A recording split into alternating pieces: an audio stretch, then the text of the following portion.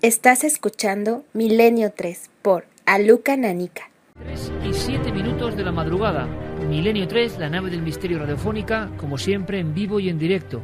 En este verano un tanto curioso, un tanto torcido a nivel climatológico.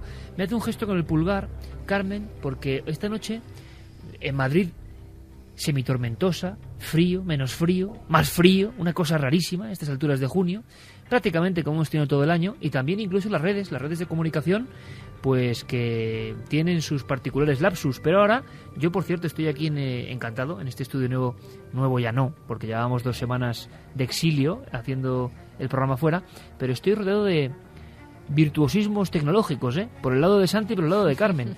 No voy a decir marcas, pero tengo esas pantallas planas increíbles que parece que son futuristas, llenas de información, y estamos viendo cosas. Esto es una auténtica nave. ¿Encuesta? La encuesta. ¿Crees que algo de el lugar donde hemos vivido? Sí, 88,1%, no, 11,9%. A mí me sorprende mucho, ¿eh? Es la mayor parte de la gente, sí. La más diferenciada entre el sí y el no de todas las que hemos hecho, yo creo. Casi el 90%. Yo creo que sí. Queda o sea, algo que nuestro. algo queda. Y algo queda en la historia de Marilyn. ¿Qué pasó esa noche? La noche de autos. Nos lo ha contado Santiago Camacho. Ha salido esa fotografía de un instante antes, en una noche polémica. Una noche para la historia. Una noche de conspiración, Santi. Pues sí. Todos tenemos, es una de las imágenes del siglo XX, esa imagen de Marilyn Monroe cantándole el Happy Birthday a John Kennedy. Muy pocos saben lo que sucedió realmente esa noche en que se tomó esa fotografía. Esa noche Marilyn Monroe abandonó literalmente un rodaje con una amenaza de despido por parte de la productora. Estaba muy enferma, tenía una grave infección en las vías respiratorias, casi pulmonía.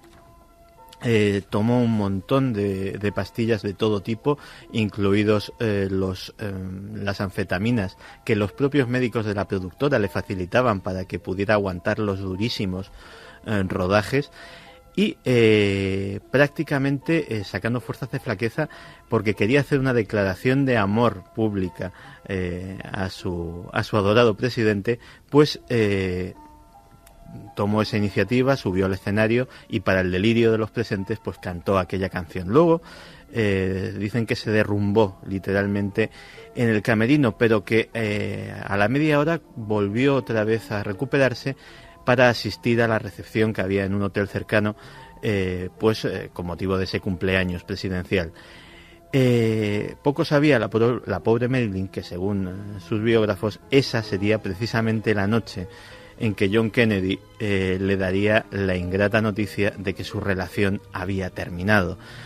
Y incluso es posible que esa fotografía, en la cual se ve bastante cariacontecidos a los tres protagonistas, como si estuvieran hablando o discutiendo de algo sumamente importante, pues fuera precisamente el momento en el que Marilyn recibió una noticia que cambió para siempre su vida. No solamente por el hecho de que, esa aversión, esa fobia al abandono automáticamente se hizo presa de ella, sino que empezaron las llamadas constantes a la Casa Blanca, hasta el punto de que el propio John Kennedy tuvo que cambiar el número privado del despacho Oval para que no recibir más llamadas. Empezó Marilyn a discutir en tono muy agrio con las operadoras de la Casa Blanca. Y fue, como muchas otras veces había sido su hermano Robert, el que había actuado de embajador para, de alguna manera, apaciguarla. Lo que no estaba en el guión es que Robert emprendería luego su propia relación con Marilyn Monroe. ¿Qué se sabe de la noche final? De la noche final se saben muy pocas cosas, pero desde luego todas ellas muy inquietantes. Una de ellas es la que citábamos antes con respecto a la autopsia. La versión oficial dice que Marilyn Monroe fallece de una sobredosis de barbitúricos, hasta 80 pastillas. Lo que llena de asombro al propio forense, a Tomás Noguchi, que por cierto ha salido más de una vez en estos micrófonos porque era, lógicamente, era el forense del distrito de Los Ángeles y autopsias como la de Janis Joplin, la propia Marilyn Monroe, el propio Robert Kennedy y algunas estrellas más y algunos personajes famosos más, le convirtieron en una especie de forense de las estrellas. Pues Tomás Noguchi descubrió que pese a la inmensa dosis de barbitúricos que había en la sangre de Marilyn Monroe, en su estómago no quedaba ni rastro de una sola pastilla. Tampoco había vómito, cosa que un forense pues, nos podría decir que es muy habitual cuando sucede, es muy habitual o casi obligado cuando sucede una muerte de este tipo. Con lo cual él sacó la deducción de que esos barbitúricos le habían sido administrados de otra manera, bien por vía de una inyección, o bien incluso se habló de un método curioso, pero desde luego impecable desde el punto de vista de no dejar rastros, que era a través de una lavativa, es decir, administrándoselo bien por un supositorio o bien con una disolución de agua, y que fuera por vía intestinal absorbido y no dejase ningún rastro. Desde luego, muchos testigos que hablaron más de 40 años después, como la ama de llaves Eunice Murray, como el agente de policía que interceptó un coche en el que estaba Robert Kennedy, un Mercedes, en el que estaba Robert Kennedy, Peter Lawford, que estaba casada, era cuñado de los Kennedy porque estaba casado con una de sus hermanas y muy amigo de Marilyn Monroe, y el doctor Grison, que era no era el de la serie de televisión, sino era el psiquiatra de Marilyn Monroe, que huían precipitadamente de la zona de la casa. Todos sitúan a Robert Kennedy esa noche en casa de Marilyn Monroe. La parte inquietante es que años después, cuando la casa tenía ya otros propietarios, hubo unas reformas, y en esas reformas salió un montón de cables extraños que iban hacia el exterior. Lógicamente los propietarios pues preguntaron qué podía ser esto, y los expertos les dijeron que era una instalación de escucha de las que había en los años 60 o finales de los 50, muy primitiva pero muy eficaz, que había sido camuflada entre las paredes del domicilio, y ello nos lleva a indicar que por lo menos una cinta en algún sitio puede haber de esa noche. Lo que sucedió esa noche, alguien lo pudo escuchar y lo pudo grabar. ¿Quién sabe si algún día esa cinta saldrá a la luz? 3:15 de la noche. Una cinta que arrojaría desde luego las pruebas definitivas de uno de los grandes casos de conspiración, ensombrecido por la fuerza del caso JFK, pero que está ahí.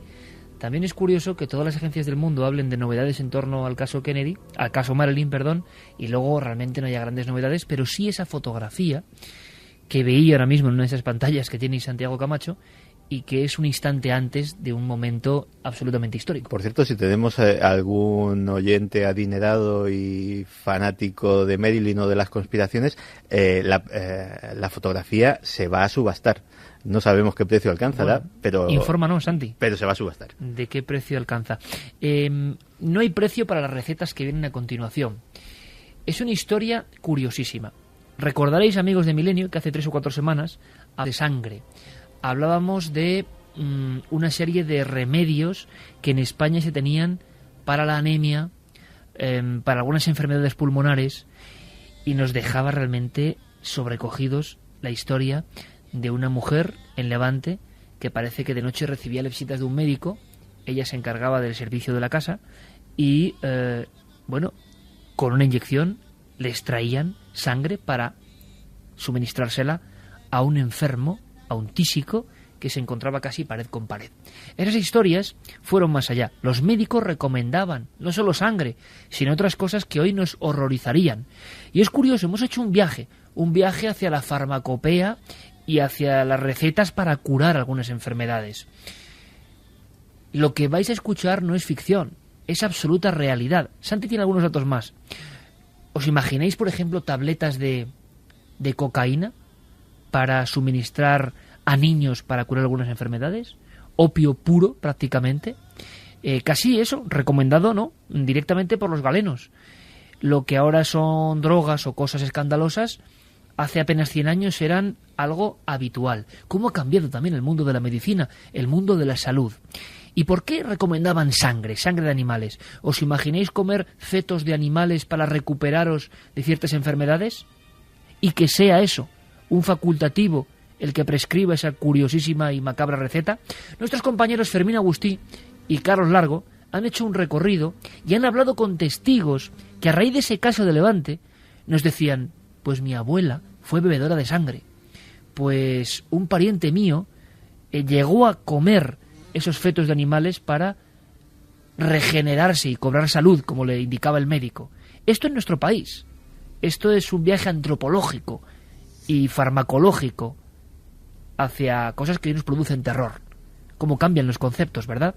Escuchadme atentamente y luego os damos más datos. Hace tan solo unas décadas el debate en España entre los remedios caseros y los productos científicos era mucho mayor de lo que conocemos hoy en día.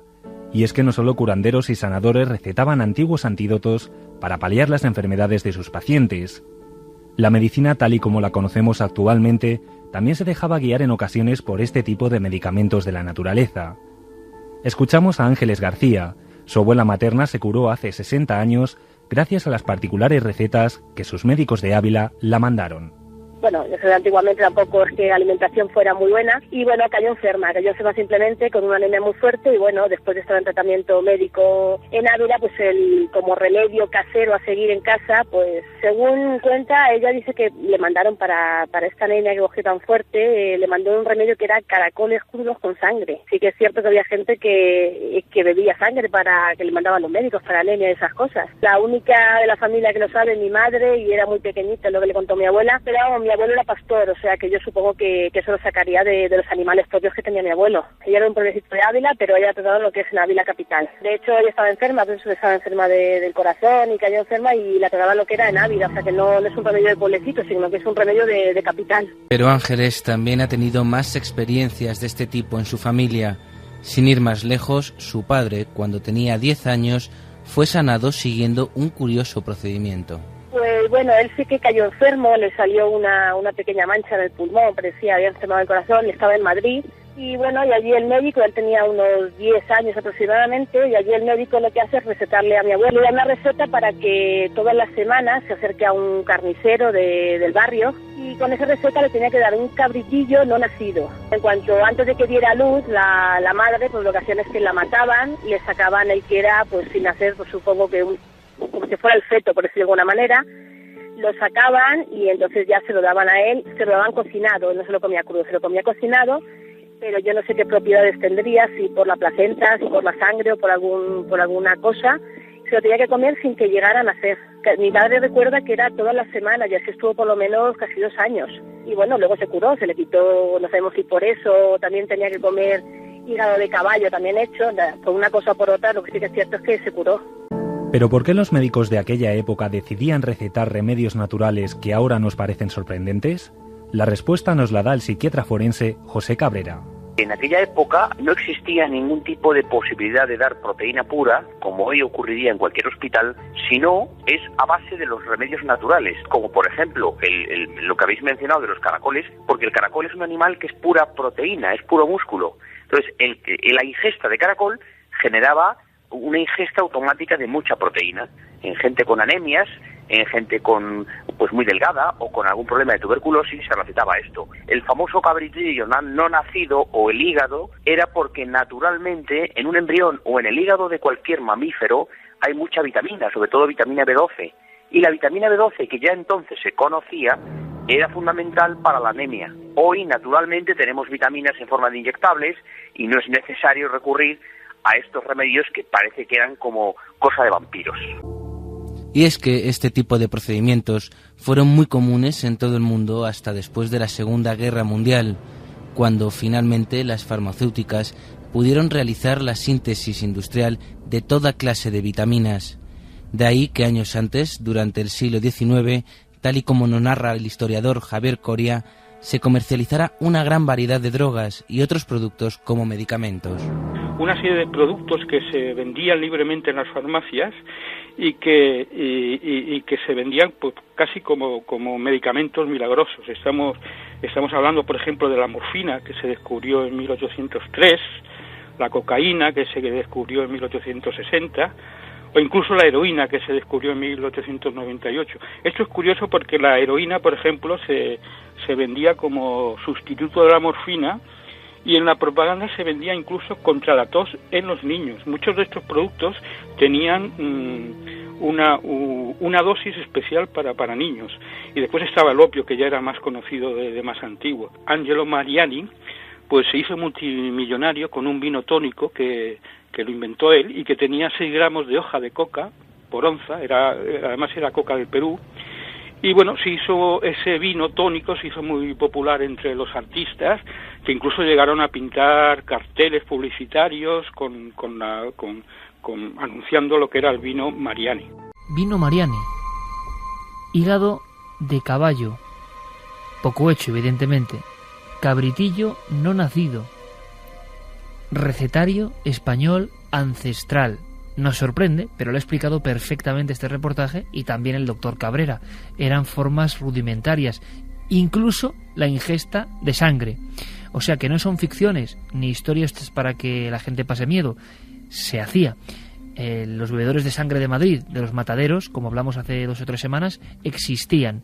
Los remedios, sobre todo los farmacéuticos, Santi, llegan a un nivel que ahora mismo nos tiramos de los pelos escuchando algunas cosas, ¿no? Pastillas con heroína para los niños para la tos.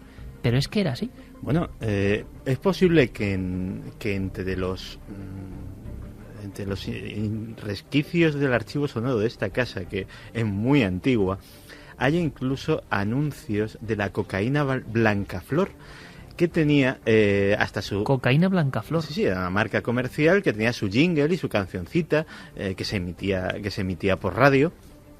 Y que, bueno, era muy popular, era, digámoslo así, era un tónico que elevaba el espíritu y que ayudaba en ciertas afecciones, como por ejemplo la astenia primaveral.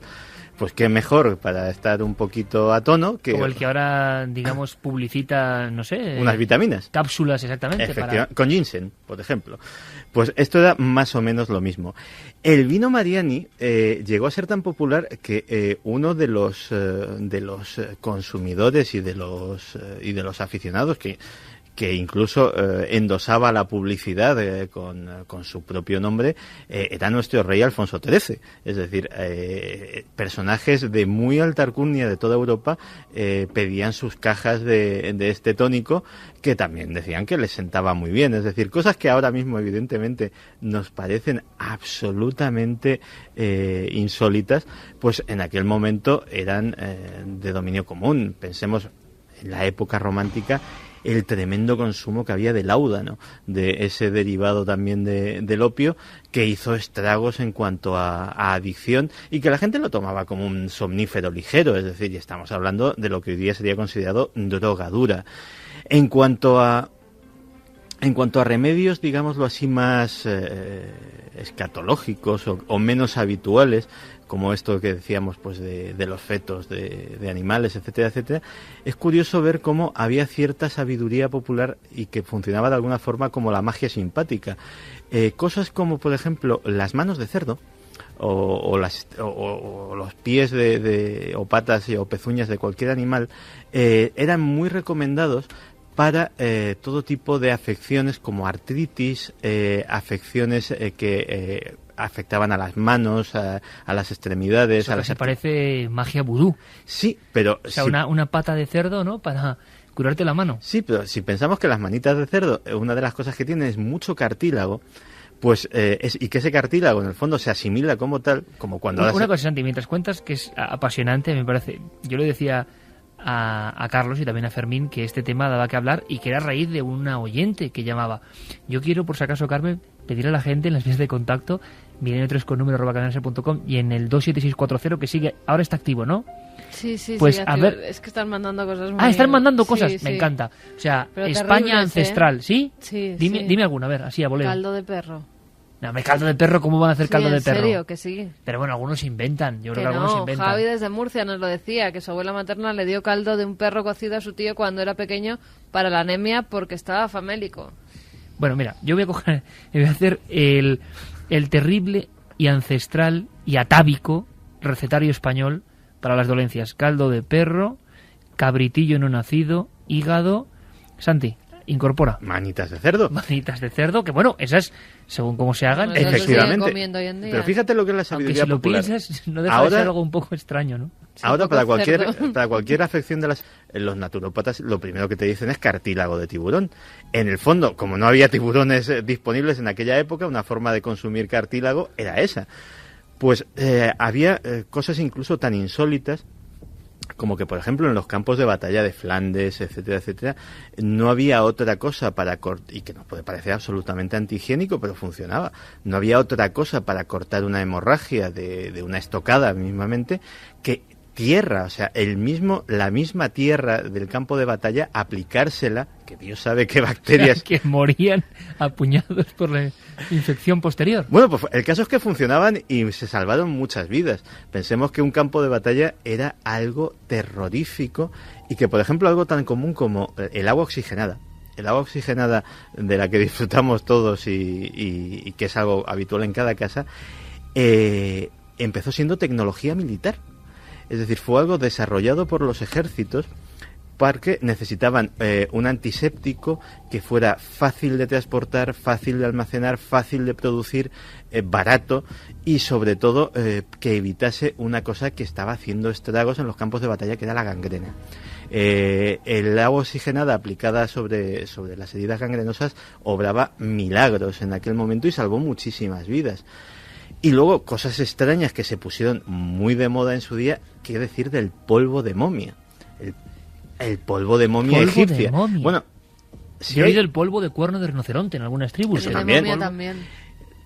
si hubo una absoluta profanación de Egipto entero y se quedó prácticamente sin momias, no fue para colgarlas en museos, ni fue para comérselas, para pulverizarlas.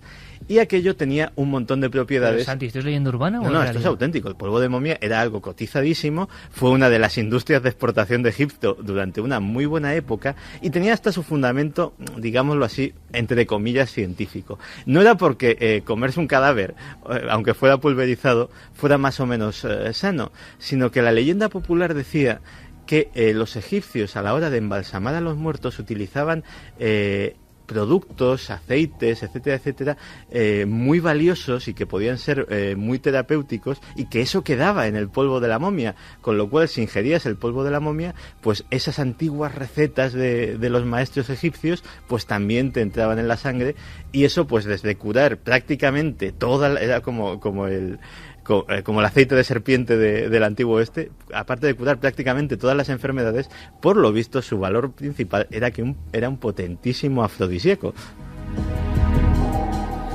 Acabo de ver a Santi de otra forma. Allí con el piano de fondo, la oscuridad, lo veía como un arguiñano de las sombras. Ahora mismo, con su recetario, polvo de momia. 27640, quiero compaginar. Santi, sí, ya sé que me pides la vez. Estás ya como en la cola de la sección de embutidos, diciendo, cogiendo el número, porque esto es realmente el recetario oculto, pero que se ha mantenido en España. Y yo quiero que nos hagáis llegar. Vamos a lo que repetir habéis las vías de escuchado. contacto, Iker, porque muchos nos escriben hígado, pero hígado se sigue comiendo Sí. hoy en día. Hombre, el hígado frito, pues depende, si está muy fino, pues puede estar muy bien, ¿no? Pero claro. Y crudo, para cosas como la anemia, etcétera, etcétera, también se recomendaba. Higadito crudo. Sí, señor. ¿No había también que mezclar el hígado con leche? Hígado crudo con leche. algo de eso había Se leído. batía, sí, hombre, sí, claro. En serio, Hígado. se batía y se bebía.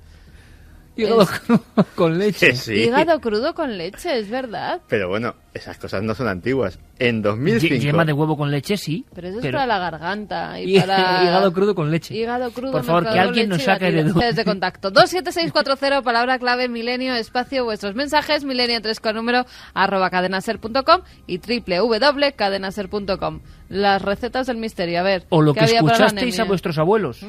Santi. Aquí ya hemos llegado al punto álgido, que es el pene de ciervo. No te me rías, que es auténtico. Pues hoy en día difícil. Pene de ciervo. Pero no te estoy hablando de la antigüedad. 2005. El Comité Olímpico Chino prohíbe el pene de ciervo a todos sus atletas porque puede dar positivo en los controles de doping. Parece ser que era una forma muy popular. Pero ¿quién se va a comer el pene de un No, ciervo a hoy mí en día? el misterio es En 2005. ¿Por qué haces el link mental de repente el pene de ciervo? ¿Dónde tienes tú esa información, porque y me pide la vez diciendo, espera que va.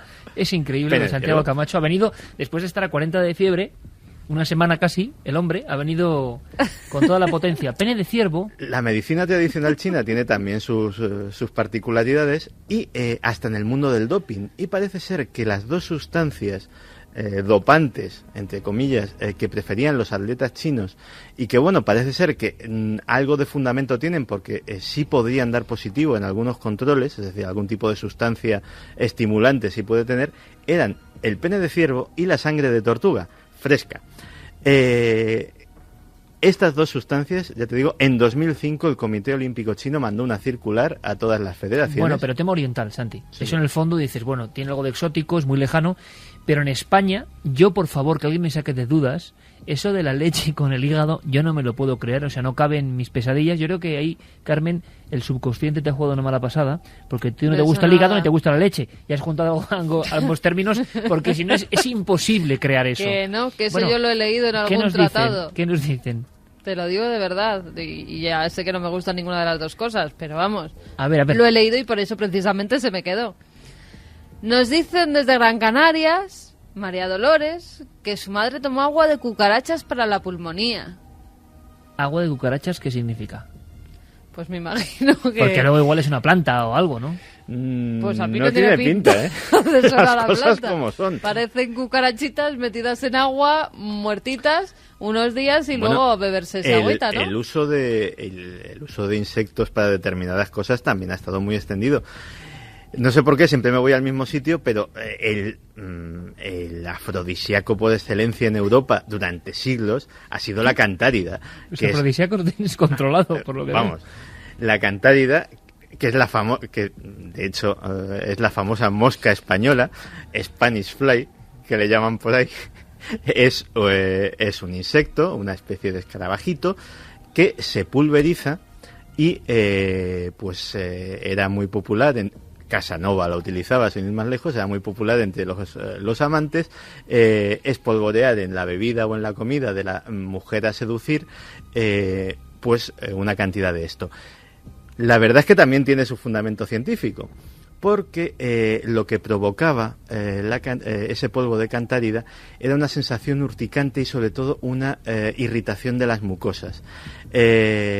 Lógicamente empezaba a sentir un calorcillo en según qué zonas de su cuerpo que era fácilmente confundible con una excitación natural y ese polvo de cantárida sí tenía como afrodisíaco, como estimulante su cierta... Y el mundo de los afrodisíacos, que no es farmacopea realmente, pero que hizo que algunas especies de rinocerontes estuvieran a punto de la extinción por perseguir su cuerno, precisamente. ¿Qué más dice la gente? Me interesa mucho lo español. Y por favor, sacadme de dudas. Leche con hígado crudo. Carlos, ¿puede ser o no puede ser? No lo habéis oído jamás, ¿no? No lo sabéis. Carlos, ¿tú lo has oído alguna vez? Leche con... No, me dicen que no. Fermín seguro que sí.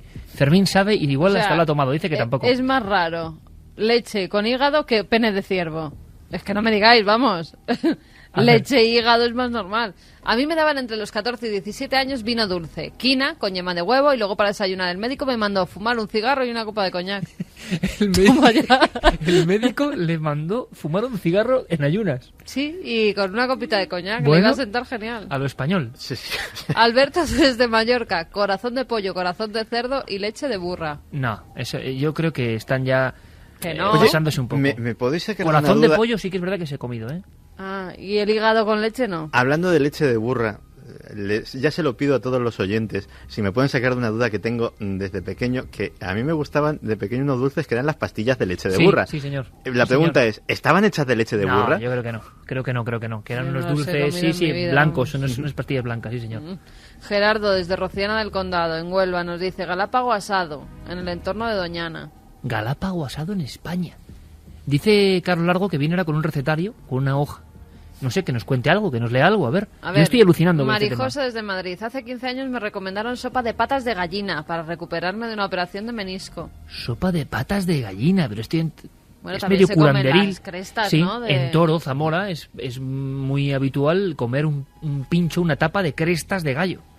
Bueno, lo del caldo de perro, nos dice el mismo. Iker, veo que te ha sorprendido, es cierto, y se lo recomendó una vecina. A mí también me dio mucho asco cuando me lo contó. Mi tío se recuperó.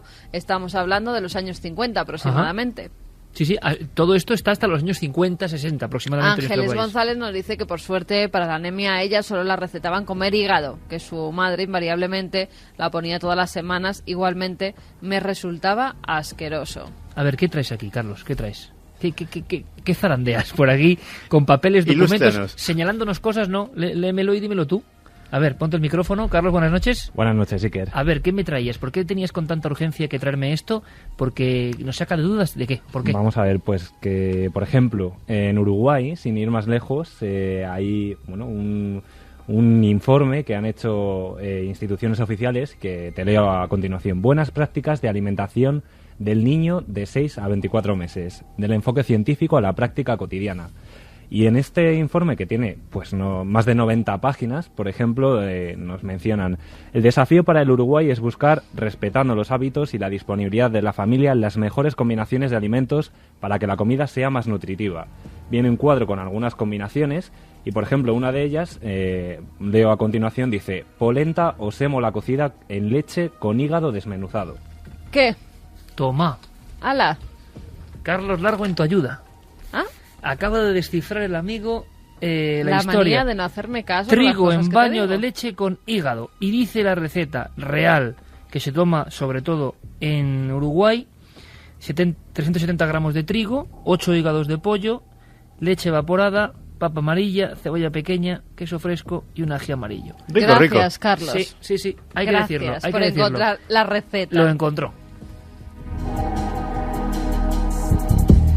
Y luego, si os parece, seguimos con más horrores culinarios farmacéuticos. Yo quiero contaros algo brevemente, algo que nace con una foto que me ha impresionado, y le voy a pedir enseguida a nuestro compañero Carlos Ródenas que nos ponga una música muy especial.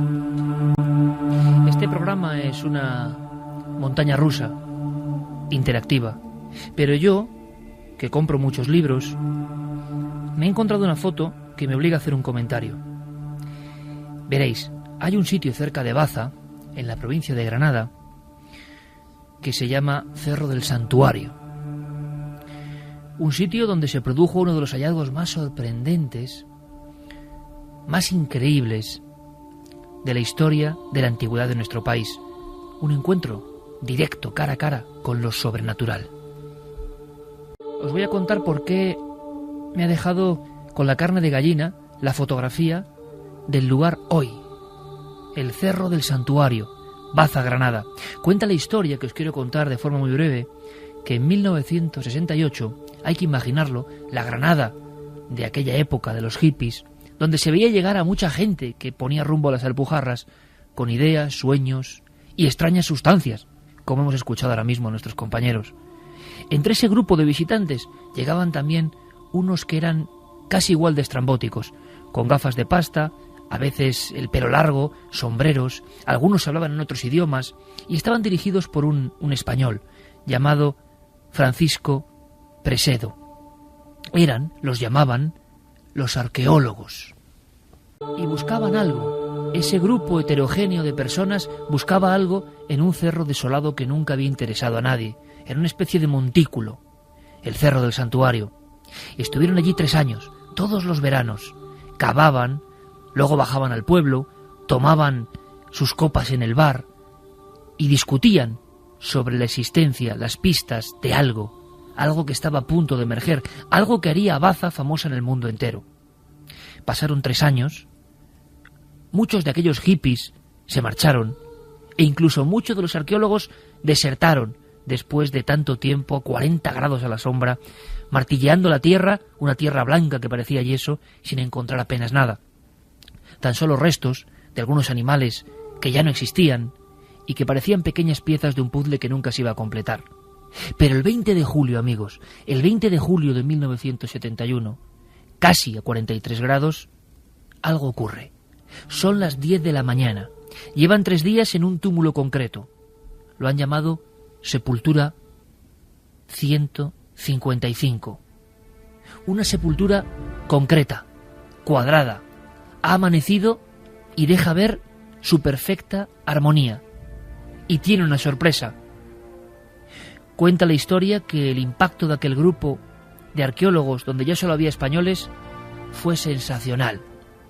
En un instante se encontraron una especie de túmulo sólido, la arcilla compacta. Excavaron un poco y vieron que de la arcilla surgía una cara prodigiosa, una cara que en un principio parecía la cara de un fantasma de tierra, una cara de mujer.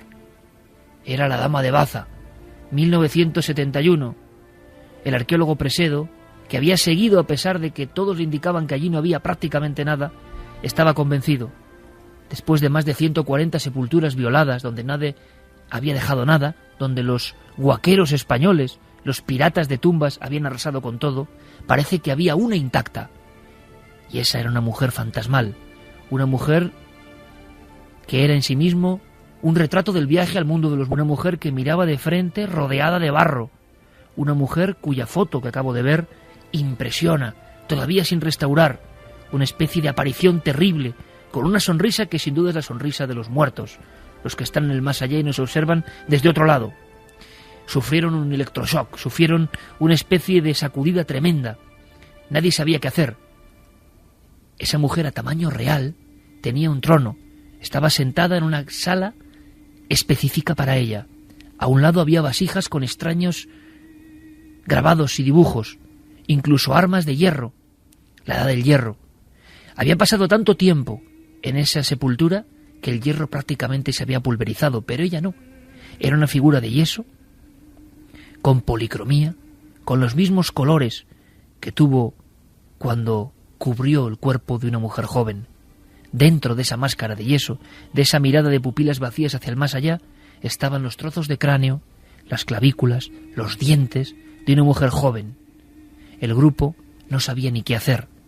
Era un terreno yermo, un terreno donde casi nadie pasaba nunca. Y allí estaba, con unos pendientes cuadrados, con unos rodetes, con unos collares, incluso con auténticas joyas. La Dama de Baza tenía en su mano izquierda, sentada en su trono, con unas zapatillas rojas, y repito, a tamaño natural, imaginaos la impresión, un pájaro en su mano. Para los íberos, los españoles, tal como fuimos antes de los romanos y de la cristianización, el pájaro en la mano izquierda era el símbolo del espíritu que sale al vuelo, el espíritu de esa misma muchacha que estaba dentro de esa carcasa de hierro y esa carcasa de yeso, una especie de pájaro que estaba a punto de echarse a volar. Al día siguiente, en Baza, Granada, el 21 de julio de 1971, un montón de personas con bicicletas, con coches, andando, acudían en romería hacia el sepulcro, hacia la sepultura, y todos decían lo mismo: se ha aparecido la Virgen. No sabemos quién fue esa muchacha, la Dama de Baza, sabemos hoy que su retrato impresiona, podéis verlo en el Museo Arqueológico Nacional. Fue llevado en una caja y casi con alevosía, cuentan las crónicas, de noche. Los granadinos se lo tomaron muy mal. Era su dama, tenía que estar ahí, sentada en ese trono extrañísimo. El respaldo son alas que viajan al más allá. Se comprobó, los arqueólogos lo hicieron, que aquellos dientes, aquel cráneo, estaban parcialmente quemados. Tan solo horas después, en esa misma sepultura del Cerro Santuario, los españoles, tal como fuimos, habían quemado la osamenta, en un proceso del viaje al otro lado en el que creían. Y igual de sobrecogedor, igual de inquietante, el pájaro miraba al otro lado. Cuando se quitó todo el barro, los especialistas, ya de todo el mundo, lanzaron una exclamación. Aquello era prodigioso, incluso superior a la famosa Dama de Elche. Pero luego llegó el olvido, un olvido injusto, como siempre suele ocurrir con una cultura que no hemos entendido bien. Había lo que podían ser en seres de sacrificio, había elementos con un lenguaje que nadie puede traducir, había un peinado extraño, y sobre todo una expresión que hoy, si nos acercamos, tampoco sabemos entender. Es tristeza, es enojo, es una serena alegría, la paz del otro lado. La Dama de Baza no deja indiferente a nadie. Quien se pone ante ella siente algo que es lo mismo que sintieron aquellas personas que enterraron a una joven en el sepulcro 155 en un monte de Granada hace 24 siglos. Y 24 siglos después, cuando ya no quedan los arqueólogos, cuando muchos murieron, cuando ya no se recuerda aquel instante increíble en que un martillo troceó una pared y apareció una cara del otro lado del mundo. Cuando todos aquellos se marcharon, llegó la carretera, el olvido, los tiempos modernos. Y yo hoy, esta misma noche, 2400 años después del vuelo de esa mujer pájaro al más allá, he encontrado una foto. Es la foto del Cerro del Santuario. Ya no es la foto del fotógrafo local Caparrós, que decía que estaba viendo la imagen de un auténtico fantasma de hierro, carne y barro. La imagen de la dama más impresionante que hemos tenido en la cultura íbera. No, ya no es esa foto. La foto es el Cerro del Santuario y cientos de bolsas de basura, cientos de botellas, cientos de excrementos humanos, cientos de verjas, de ruedas, de llantas de vehículos perdidos, un auténtico vertedero.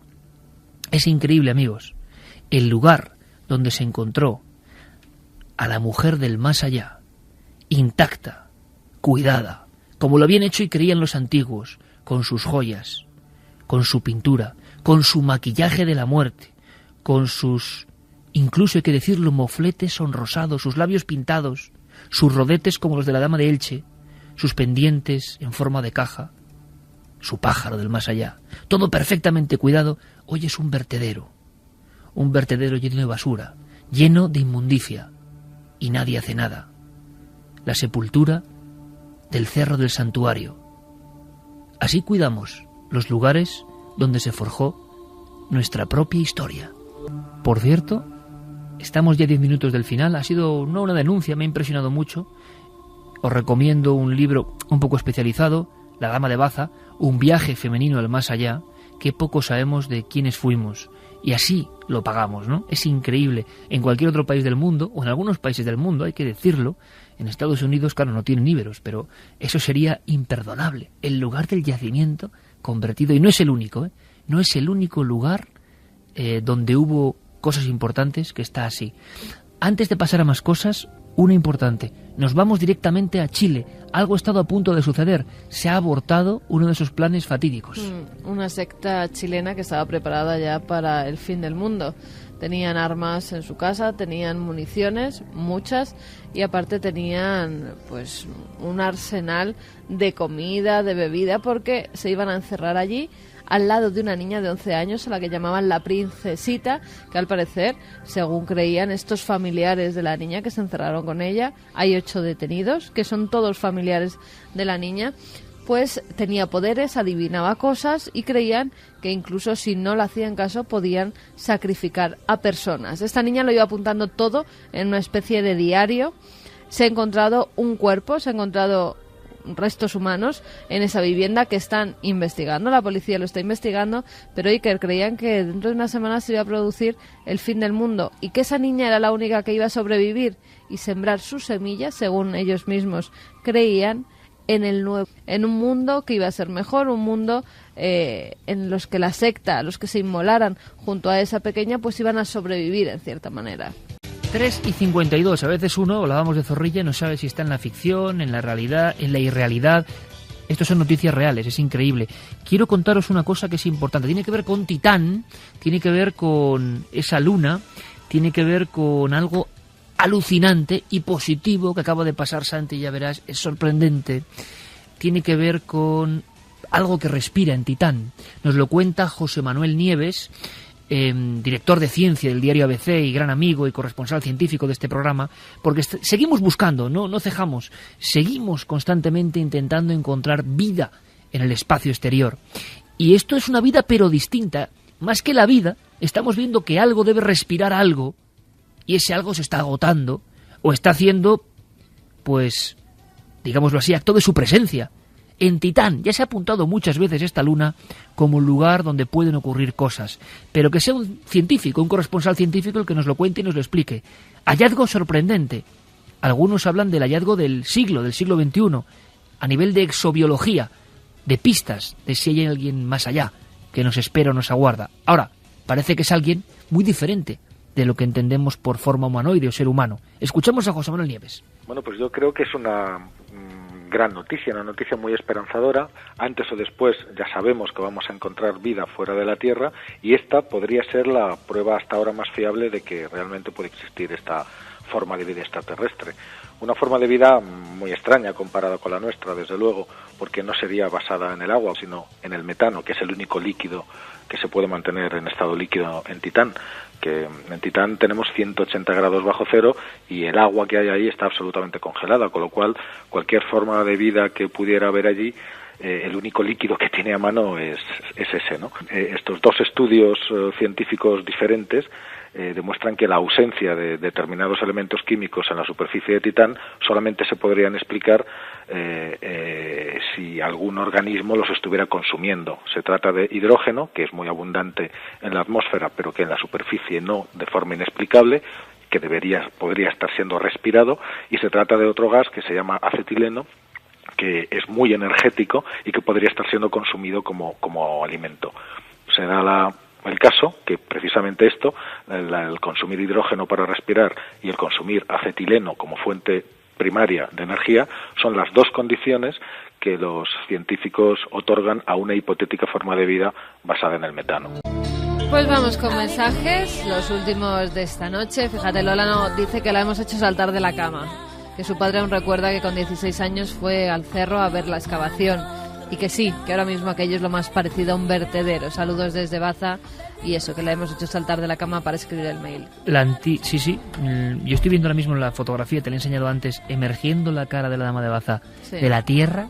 Luego te lo voy a enseñar, Santi, y es algo tan espectacular, tan sobrecogedor, tan increíble. Sepultura 155, la antigua Basti, Baza.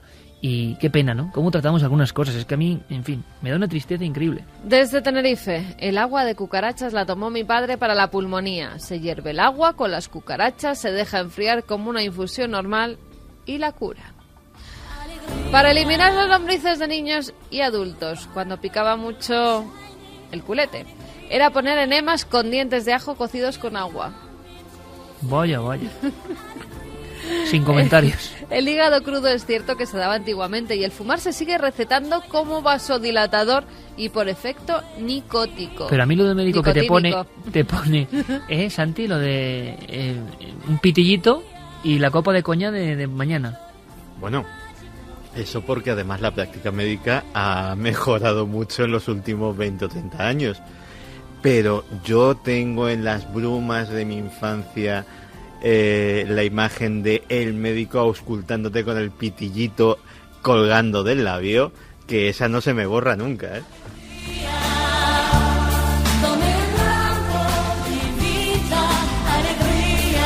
Para los que tengan niños pequeños, Arturo de Logroño nos da la receta. En los biberones nos echaban sesos de cordero e hígado prepapilla, mejoraban la consistencia de la leche y fortalecían el organismo. No. Y así, todo para adentro. No. A ver, Carlos, ¿qué me quieres decir? ¿Que habéis tomado eso? ¿Habéis tomado esos de cordero, pero dentro del biberón?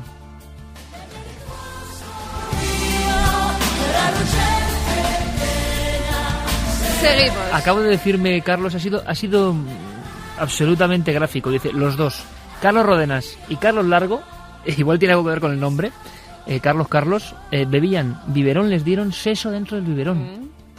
Muy bueno.